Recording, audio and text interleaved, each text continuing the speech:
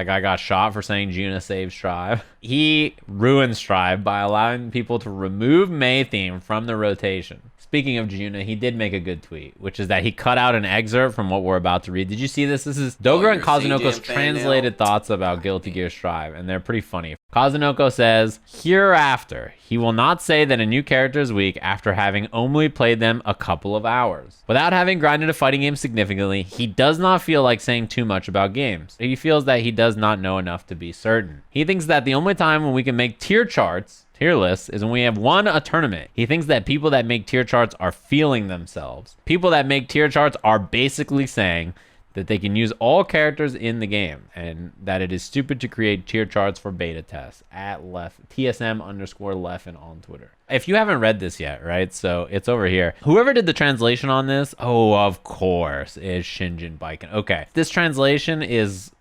heavily appreciated. Truly, for real, no cap on a stack. You know, Kazunoko, he's got a lot of shit to say. Dogura is spitting. Here we go. Kazunoko's translated thoughts.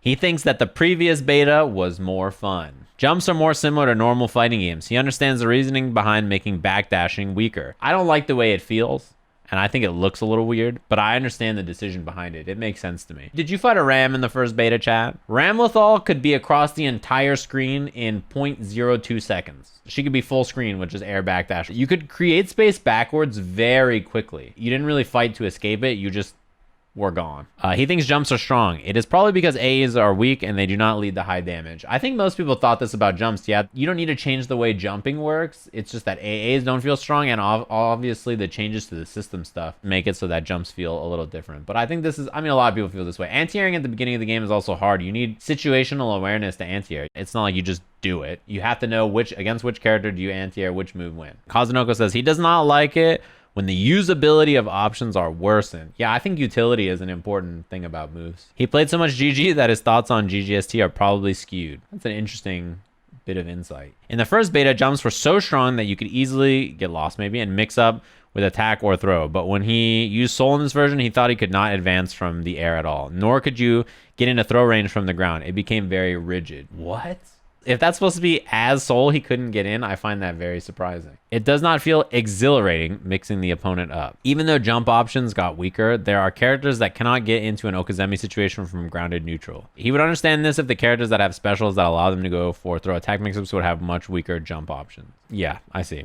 Even though we have not played the game so much and our understanding of the game is superficial, they are implementing many changes, which makes them somewhat worried. I think this is a pretty normal thought process. There's like two lines of thinking, right? There's one that's they're reacting to user feedback, right? And the other line of thinking is they are uncomfortable with how they want the game to be, so they're making changes, right? If they were comfortable with what they wanted the game to be, they would just be like, no, this is what we think the game should be. Milia is totally different. Her combos do not work at times. He does not understand why combos stop working. Is there a reason why they do not want us to loop set play? I feel like they've said that a lot of the times, yeah. Him saying you can't make a Rev 3 now makes sense to me. Yeah, it seems like a harder sell for sure. If they do not revitalize the game, it will be impossible, especially because like how many copies is a game like Rev or Rev 3 pushing compared to a game like Strive, right? They don't make games specifically because they're like, I hope this game is niche and I hope people who are truly dedicated weirdos like the fighting game community will just sit there and play our games for 1,000 hours each, rather than I would like to sell lots of copies of the game so lots of people play it, you know? For some reason, he thinks that they want to make a GG that feels like a totally different game. The graphics are pretty good and the music is good. Those feel like GG. Kazunoko is going to get canceled. He thinks that maybe non-fighting game players or people with little to no game experience are the target audience. If this is the case, the direction makes sense to him, but even so, it feels a bit rushed. They've said this since the beginning, yeah. I think since the start, Arxis has been like, hey, we're making the game so that people who are not dedicated Guilty Gear fans can also play this game and enjoy it. Like, they've said that from the very first things we've ever heard about the game. Street Fighter V is well put together. Uh-oh. If Okizemi can be looped, it favors heavy users, but if you get thrown, it is over. You can go for Okizemi, but only once. He's saying, I think, essentially, this is a similar design idea, right, to Strive. I mean, that happens a lot in this game, whether it's mid-screen or not, because when you hit someone, you carry them to the corner, and then you break the wall. That's why the wall is there. Ugh, the wall. He's worried about the possibility of them immediately balancing the game based on public uproar from the users. Will the users really think it's a fun game if they balance the game based on player feedback alone? I think a lot of people feel like this, it's a weird path, right? Because no one will ever be happy. Because what you want and what I want are two different things. So if they listen to one of us, the other one's going to be pissed. You have to consider like whether it's actually valuable for the game or whether it is hurtful for the design direction of the game that the people creating the game want. I saw like a game dev talk about this maybe like a few months ago on Twitter, which was really interesting. And they were saying like gaming of all things is so connected, where like the developers and what they're making is so immediately connected to the players and player feedback that like people who are either very experienced consumers or not experienced at all, have no idea what they're talking about, can give you a mountain of feedback. And that can be overwhelming or very useful. It just depends on what you're trying to do and what kind of feedback you get, right? When it comes to this kind of stuff, character balance and stuff, I don't even think they should listen to anybody, because character balance, who fucking knows? I think changes like the lobbies, stuff like the online play, stuff like that makes a lot of sense to listen to people for. But design, like, oh, this character should get buffed or this character should get nerfed, they should do what they think is right, probably, for the beginning version, because they've had it internally for forever. Of course, there will always be boring changes in game design. He does not think one can create the perfect game.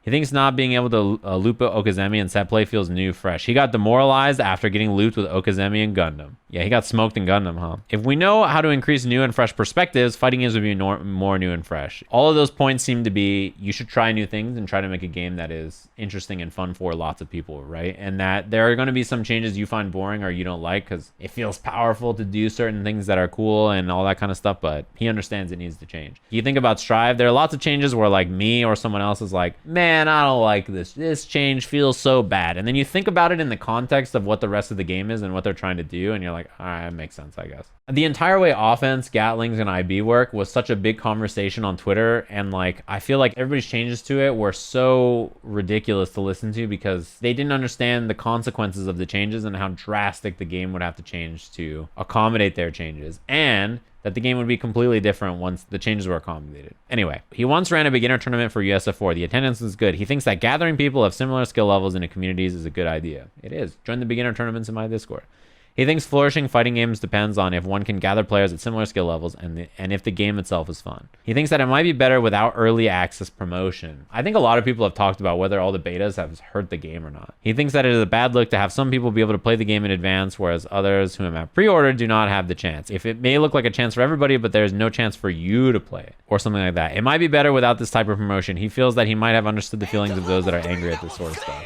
Yeah, I feel it. They didn't send me a code for VF. Boo! If they sent me a code, I'd be like, hell yeah, I love VF. VF's my favorite game on the planet. No, I wouldn't. I would have said no. I wouldn't have streamed it anyway. At this point, I started to get bored by translating all individual sentences. So for the Dogura section, I translated parts of the content. I added blank blank blank for points I omitted. It's like, look, I'm sick of him flaming Leffen for making tier lists and talking about getting his ass beat on Gundam. Thank you.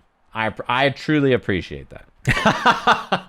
I forgot about the first line. Dogura says, consider any previous knowledge that you had as memories of the past. How many people saw like old players or people who played characters in other games constantly be like, in the old game, this works? Or before, I always used to do this and I can't do this now. This sucks. Or I try to do this and now this doesn't work. I hate it. Anji players. Why is Rin not the force break version of Rin? It's so bad. I'm like, yeah, but it's a meterless launch. They're like, no, but in the old game. I'm like, yeah, but everybody has different stuff than the old game. Even if the character is the worst character in the game, having a meterless launch off of a special move like that is pretty nice, right? You're like, nice. Seems like it makes sense relative to the rest of the game, yeah. He thinks that this is probably good to change the direction about jumping and air movement. He thinks that the reason for why the game feels sluggish is because of the jumps. I wonder if it's like a combination of the camera being zoomed in and how jumping works. You're like forced to jump so much because jumping is good.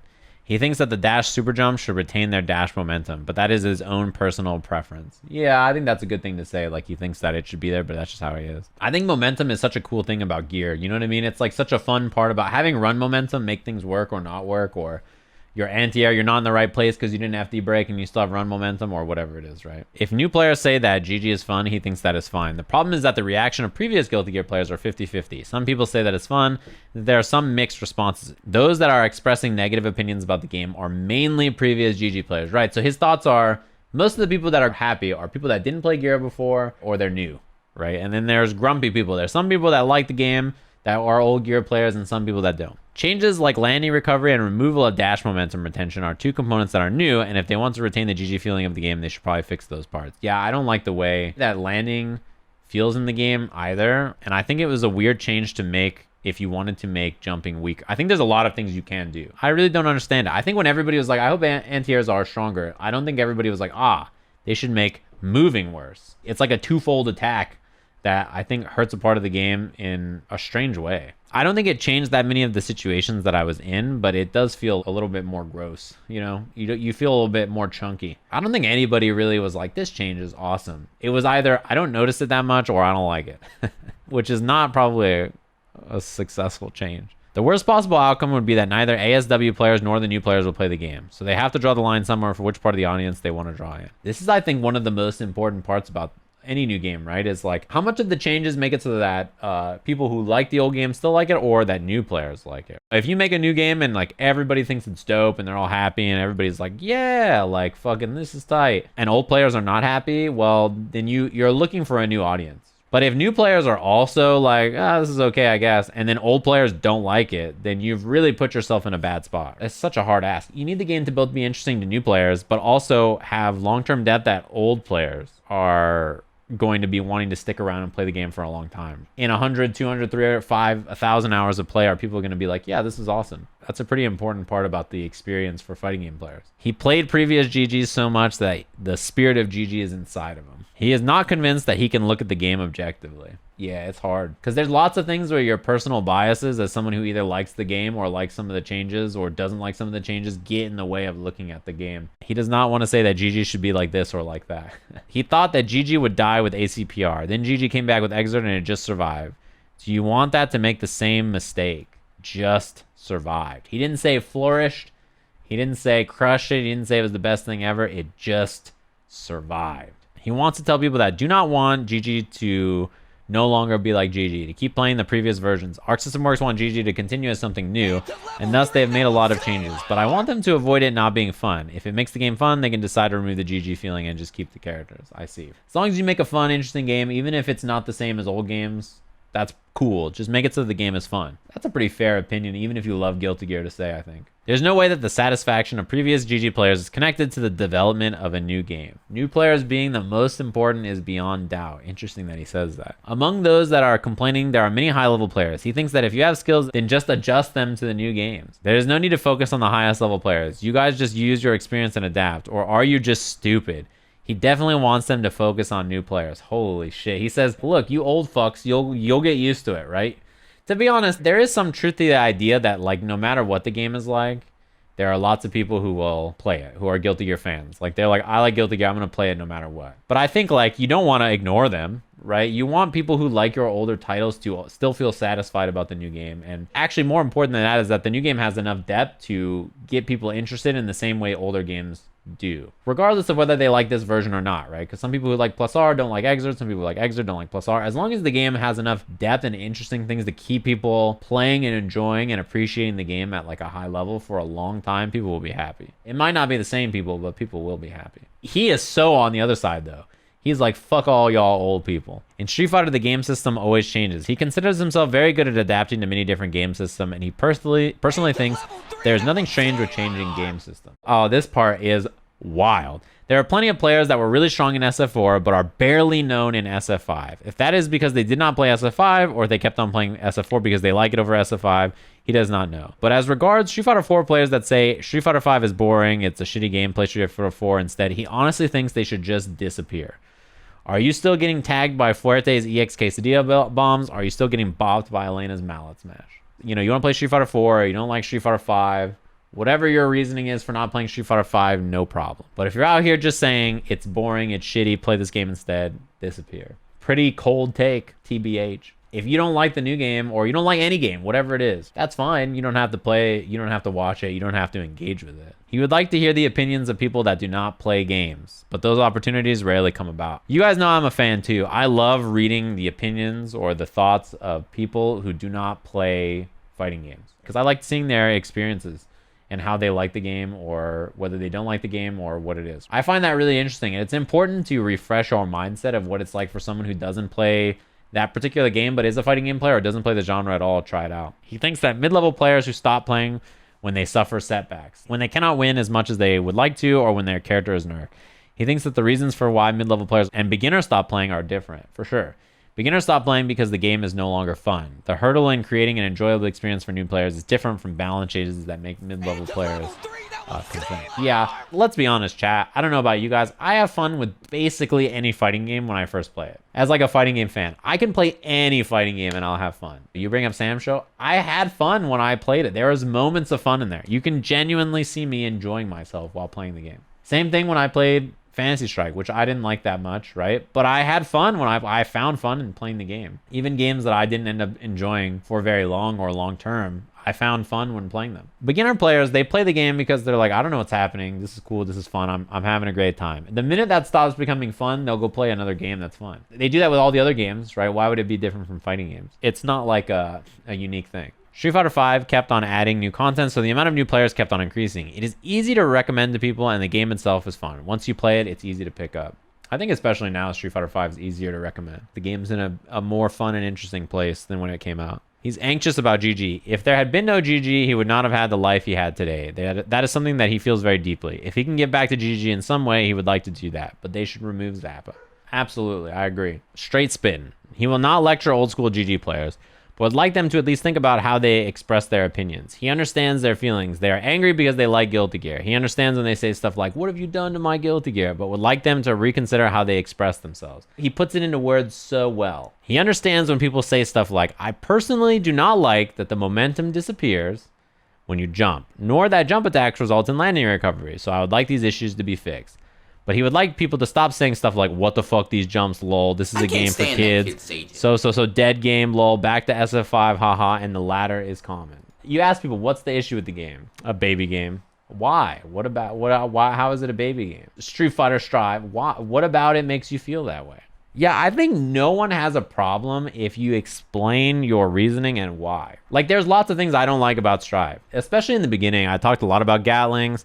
I talked a lot about anti-airs. I talked a lot about changes to the air combat. That was a lot of the discussion I have in the first 2 betas. But it's one of those things that the more you think objectively about the game and how it is now, the more you kind of understand why it is that way. I think it's fine to not like the game for what it is. But it makes sense. The design decisions that they made make sense. They just are not changes or design decisions that I like in the games that I play, which is, I think, fine, right? There's no point in using excessively strong language to express your negative opinion or bad language to banter and ridicule. Writing your precise reasons in the survey is the response of adults.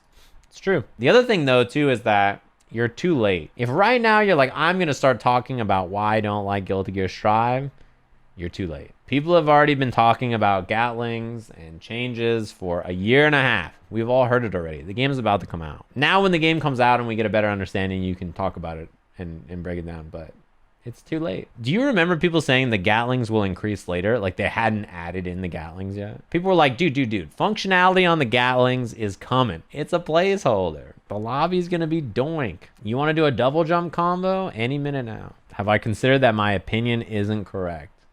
Yeah, I have. He hates saying that something is fun when he does not think it is fun. So he definitely does not want to do that. He does not like saying nice things about things he dislikes. This is why he expresses what he thinks should be fixed while thinking about how he expresses those opinions. I have sort of the same logic. If I like something, I will play it and talk about it. If I don't like something, I just don't talk about it or don't play it. And anything I don't like about the things that I enjoy, so like KI, for instance, I've been extremely vocal for too many years, honestly. 8 years now about the things I don't like about KI. And, you know, that's just how it goes. It's a game that I like. Go do something that you like. Go play Knockout City. That game's fun. Yeah, it's a nice little article. I think it's interesting because the Strive discourse, you know, it's all over the place. Wow. Someone says, I checked out the JP article of Kazunoko's thoughts. I can confirm that he meant as Soul, he felt like he couldn't approach from the air or ground within throw distance. What? Kazunoko, you gotta be a RAM player or something. No, actually, Kazunoko's right. We felt that Soul was having trouble getting in, so we made Vortex +1 on block. Let's do it. Let's run it. I'm down, dude. Listen. Absorb netcode is apparently sick. We'll know give it a week. Remember the last Tekken patch? I didn't say if it was good or bad. I waited a week until somebody went and did all the research. And then we were like, okay. It turns out the delay does this. When there's packet loss, the delay frames increase. So it is not a fixed delay, which is what you're looking for in rollback. The delay is variable. You know, I think it's better to wait a week so you let everybody else figure out whether it's good or bad and then say objectively true things. That way, no one can be mad at you.